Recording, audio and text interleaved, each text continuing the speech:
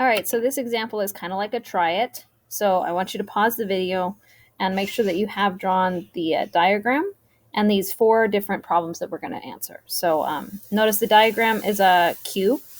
All the points are labeled. And then you'll notice that in purple, I marked some perpendicular lines or some 90-degree angles. And then we've got the 4 questions. We've got, what are some lines parallel to CD that contain point A? What's a skew line to CD containing point A? What's a perpendicular line to CD containing point A? And what is a plane that is parallel to plane EFG? Okay, so pause this video, take a minute, see if you can answer those 4 questions. Okay, hopefully you're back by now. So we're going to talk about parallel lines to CD containing point A. So here's CD, up here at the top, CD, line CD. And we want a parallel one to CD. So we want one that lies on the same plane.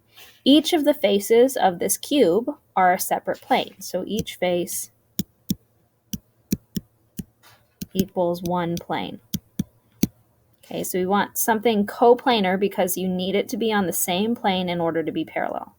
And it needs to contain point A, which is up here in this top right-hand corner. So a line that is parallel, that will never intersect CD, that is on the same plane, is line AB. Okay. All right. Skew to CD containing point A. So again, we want skew this time. So skew means that they have to be on the different planes. So I can't use AB again because AB and CD are on the same plane. They're on that top plane. So I have to use a line that's on a different plane that will never intersect. AH is on a different plane and it will never intersect CD. So AH is one answer. Okay. Another possible answer is AG. AG will also never intersect. Because again, it's not on the same plane as CD. It's like at a different angle from it. So they're going to be on different planes and they will never intersect. Okay. Perpendicular to CD containing point A. So perpendicular to CD containing point A. You notice that right here in the corner, there's a purple 90-degree angle marking, which means that this line, AD, is perpendicular to CD. So AD is a perpendicular line. Okay. And then a plane parallel to plane EFG. So plane EFG is the plane that contains all 3 of those points. So here's E, here's F, and here's G. That means it's the bottom plane of this cube.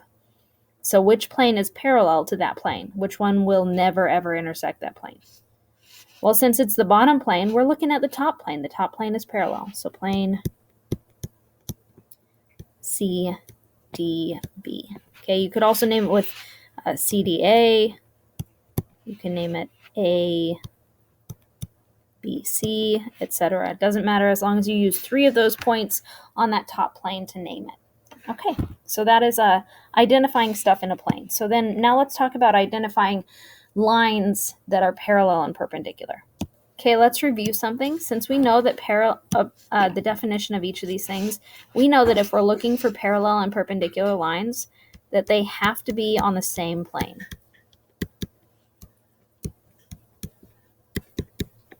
So I don't have to draw a 3-dimensional figure. I can just use a 2-dimensional space in order to identify this because parallel lines have to be on the same plane. Okay, so I'm going to draw a diagram. All right, so I've drawn a diagram. Go ahead and pause this video for a second so that you can get the diagram drawn. This letter here is an N. It's just a lowercase n, and it's kind of like fancy written. The L is in cursive. This is an L down here. Okay, N's and L's. And they're the names of the lines. So some things that we should know about marking things as parallel and perpendicular is that when you have parallel lines, in order to mark them as parallel, you put little arrows on them. So this means it's parallel. Any other line that contains that arrow in the same direction is parallel to that line. Okay, if I've got 2 parallel indications, then I've got to make sure that I'm paying attention to how many parallel indications there are. Okay, so this is a notation thing. I'm going to add a notation station over here in just a second.